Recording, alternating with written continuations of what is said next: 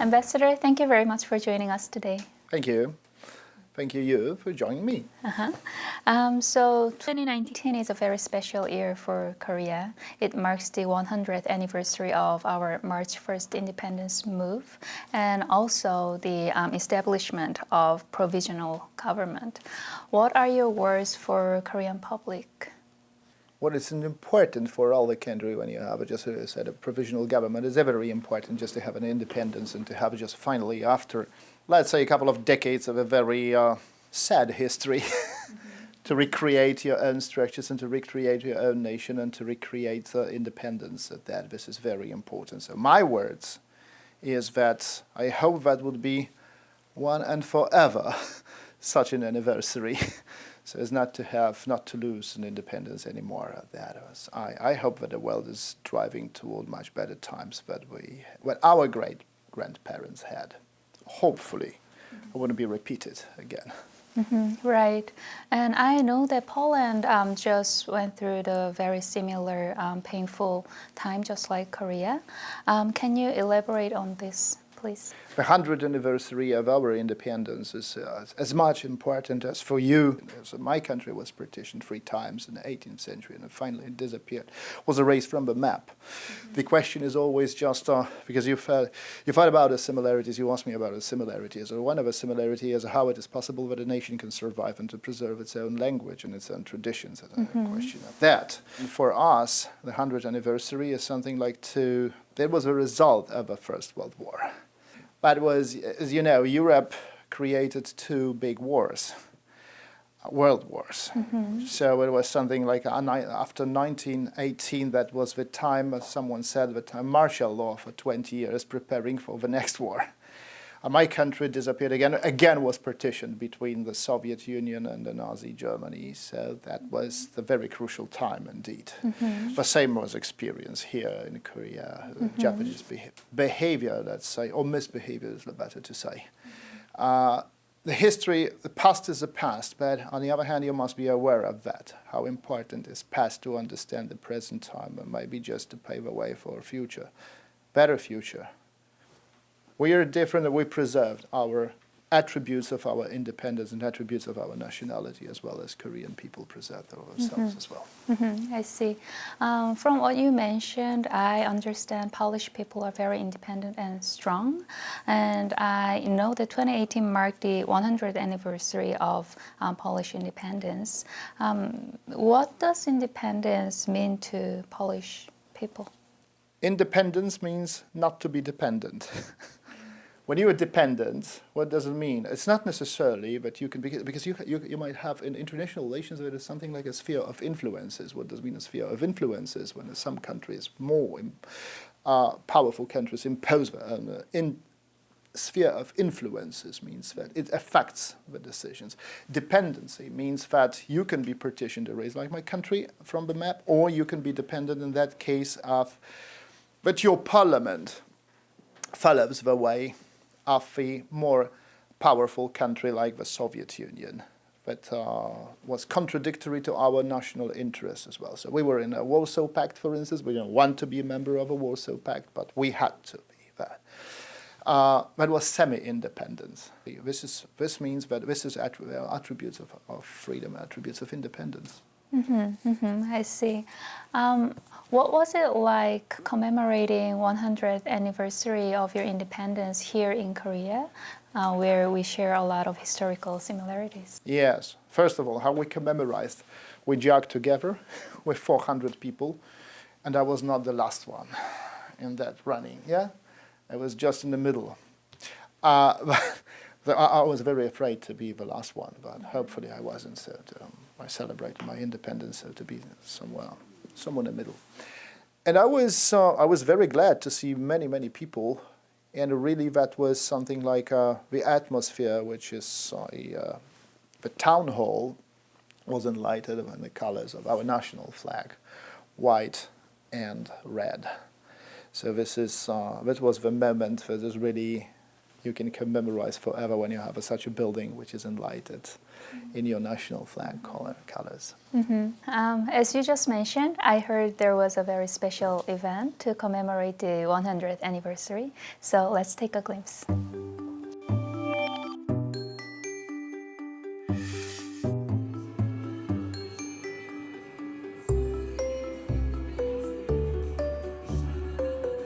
A large crowd of people gathered last November at Duksum Hangang Park in Seoul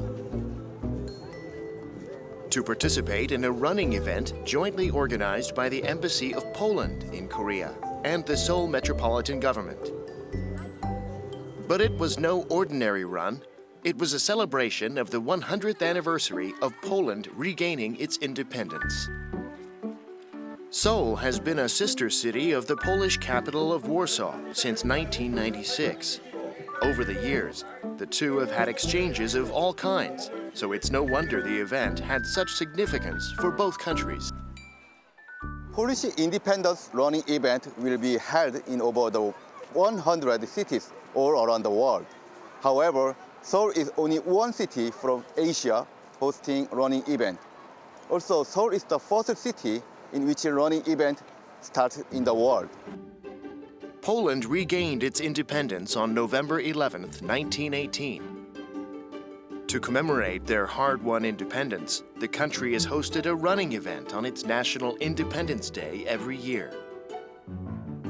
Also, landmarks around the world were lit up in Poland's national colors of red and white, including Seoul City Hall, the Leaning Tower of Pisa in Italy, the Chain Bridge in Budapest, Hungary, and many others.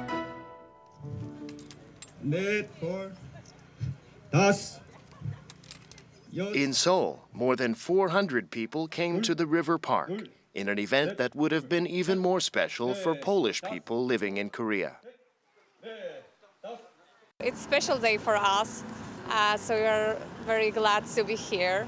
Personally, I think this is a good opportunity to share some history, to maybe show Koreans a little bit of Polish history, because I know that Koreans also had some difficulties in the past, similar to Polish people. So maybe we can share our, experience and discuss, and maybe create some connection between us. Before the race started, Polish Ambassador Piotr Ostaszewski addressed the participants to welcome and encourage them. Thank you very much, and God bless all of you. Thank you. It's the 100th anniversary of independence of my country. The marathon, the running is all around the world, even in Poland, but whenever you have just a Polish community, it's organized by all the people there, so we are very proud of that. I'm very proud of being here, and I run. While singing the Polish national anthem, the ambassador and his compatriots celebrated their special day once again, and also thought of the sacrifices made by their ancestors. Right after that was the start of the race.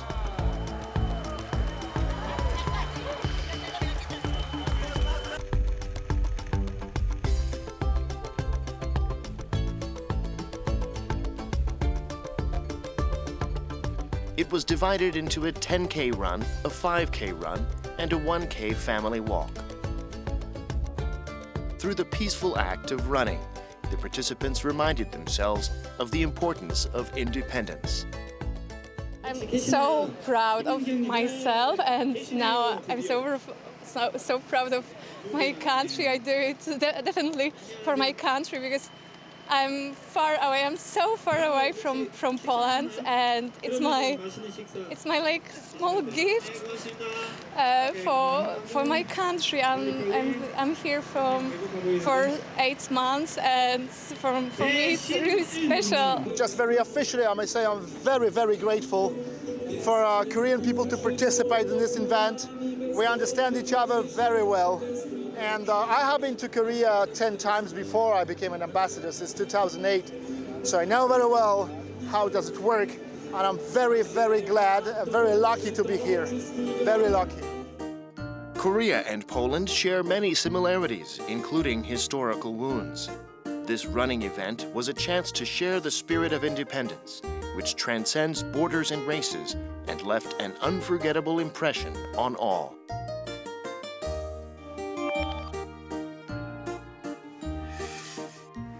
You just said that you were not the last one for the running, and you completed a 5-kilometer course. Yeah, so it's not a long distance on the other hand. I was very afraid not to be the last one. I'm pretty old, and on the other hand, it's something like when you're the last one, you were commemorized, but in the wrong way. Is there any special reason that Poland commemorate Independence Day with running? I mean, do you have any other idea how you can commemorate? This is something that you might have a very specific performances as well, but it's something, running is for ordinary people. We have more than 400 Poles living here. I was very glad that many our Korean friends joined that, and many students, young people, especially young people. This is an event how you can. I don't see any better reason than that. I mean, something like a means of that, how to commemorate that. No, this is, to me, it's really one of the best way to commemorate in this way. To celebrate. It's not commemorate, but to celebrate and to show, to express something else. So this is the best way. Mm-hmm. Let's switch our topic. UN Climate Change Conference, COP24 took place in Poland very recently. Could you tell us more about the results of the conference? It was a great success. We organized it, Poland organized it, and this is a success of all of us. Climate change is a political issue, an economic issue, but mainly it's a political issue, of course, because once you can hammer out with all your partners.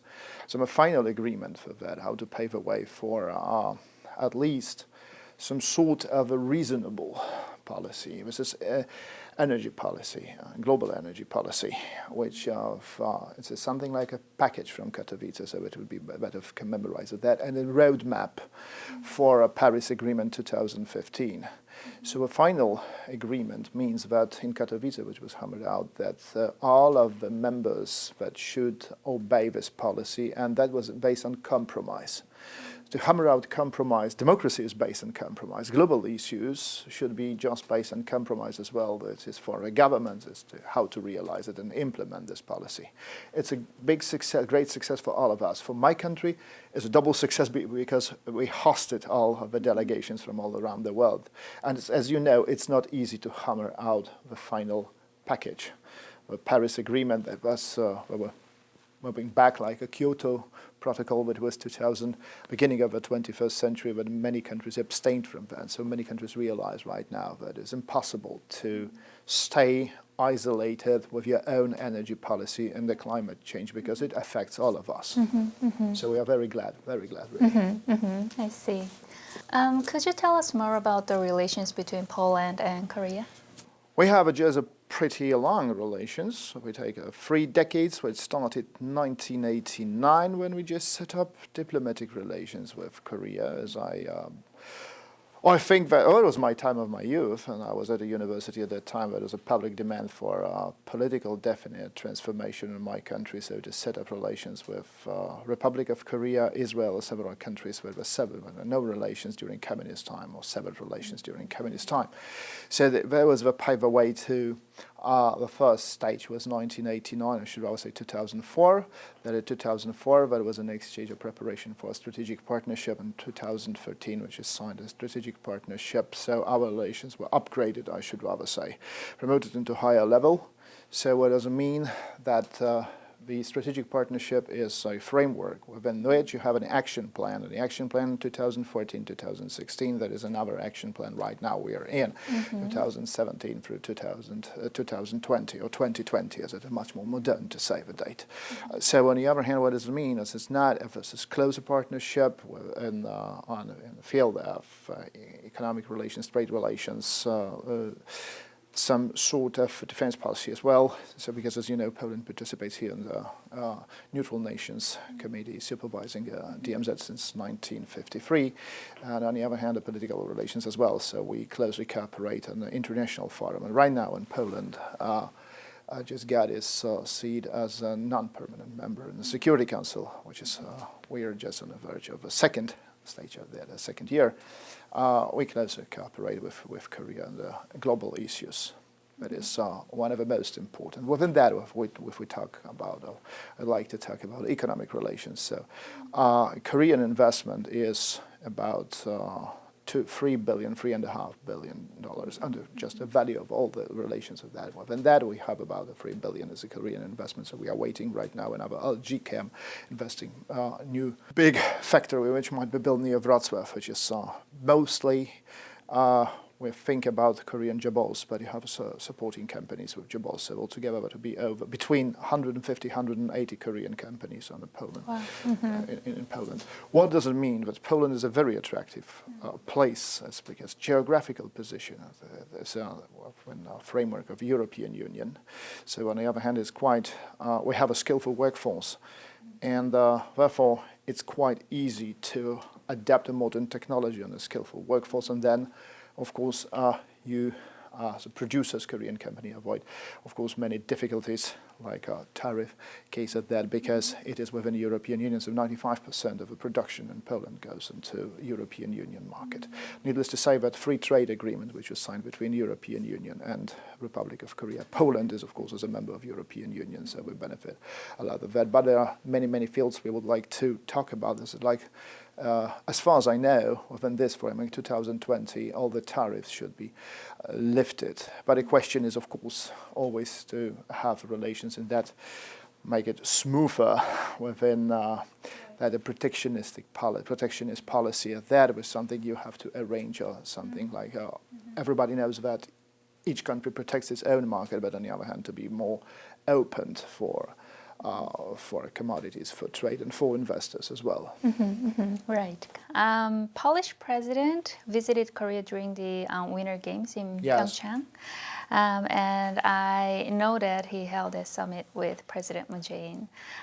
What was discussed during the meeting, and what influence did the summit have afterwards? It was very important for my country, very important for Korea. They talked about 45 minutes. I joined the talks of that together with all the staff, presidential staff, and the Blue House, and our president.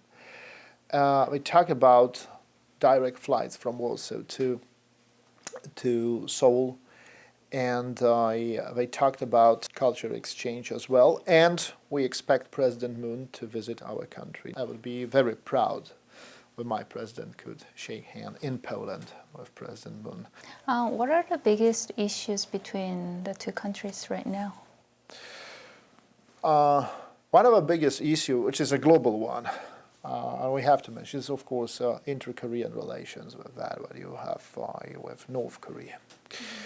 But we have to bear in mind that it's not only inter-Korean issue, it's the global issue. When you have 6 players on a chessboard, the USA, Russia, China, North Korea, and South Korea.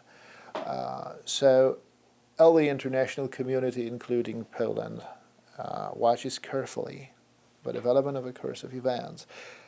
We hope that it will last. It was a new chapter. It's one of the most important issues for all of us, even because we participate in Neutral Nations Supervisory Committee we are a member of. So we are vitally interested in the just peaceful coexistence. Aspect of our big issues is, of course, just to have more Korean tourists in Poland and more Polish tourists in Korea, and to be closer and closer together and to cooperate into international forum. And to, it's not a question of understanding culture, because this is not a problem, understanding, but to have a bigger exchange, and between universities as well, between students and professors, to have faculty members just coming from Korean universities to my country and vice versa. Not to mention economy, because this is obvious, it goes without saying that. But we don't know, indeed, which maybe that will be in the coming decade, new areas of economic cooperation even develop. We don't know what about the just economic changes would be on the global scale of that. So. Mm-hmm. Ambassador, could you share with us some of your efforts that you try to further promote Poland in Korea? Well, some of them are still something, but I don't want to reveal some details about that. First of all, visit of President Moon to Poland, I wish it could happen. Then is another question, our 30th anniversary of our diplomatic relations. So it'll be a very big event, but I don't want to reveal any details now. But it will be my concept how to celebrate it here. I collaborate very closely with your ambassador, Excellency Mira Sun. She's here probably for a couple of days. I met her in Poland a couple of days ago. So this would be one of the biggest thing from a culture events. Then I think about to develop economic relations. We have a trade office right now. The head of a trade office is very active. I would like to help him as much as possible, just to attract even Polish investors here in this market and exporters, especially just to make our food more popular and more import food from Poland and some other things like cosmetics and the other things like that. This is, of course, quite a natural activity for our ambassador to support your own investors in business. So this is something like what I have very, let's say, superficially, but I can just reveal some details about that, because some concepts are still in my head. So I don't want to right now to be a golden mouth to say that I would realize that or something would fail and I say, wow, I cannot keep my promise. So if it is, I would inform you immediately when the concept will be developed, and would just have, would be close to reality, I should rather say. Mm-hmm, mm-hmm. I'm looking forward to all the events and activities that's going to happen in 2019. Undoubtedly, I would inform you. You would be the first person to be informed. Mm-hmm. This is my last question. Go ahead. What do you think a diplomat means in one word or one sentence? What does diplomat, the term does mean? It's an art. Diplomacy, it's an art. The term diplomacy comes from diploma, from ancient Greece, where you had just written text of some sort of credentials of that. On the other hand, diplomacy is an art, but you have to be very careful in collecting words, and on the other hand, you always have to be ready to support bilateral relations of the country you represent with the country you reside in. So I'm a lucky one, because much as I like my country, I like Korea very much. I understand Korea very much. So I was probably one of the luckiest diplomats, because I taught here at university, so I had just that chance. So diplomacy for me is something like, as I mentioned, it's an art. And another thing is primum non nocere. Do you know what this means? It's a Latin sentence. How to translate it into English? Primum non nocere. For us not to fail. So you try just to make it a pave a way for a better and better relations, and to create a friendly environment. Mm-hmm. Ambassador, thank you very much Thank for you. sharing your insights with us today, and also thank you very much for your time. Thank you.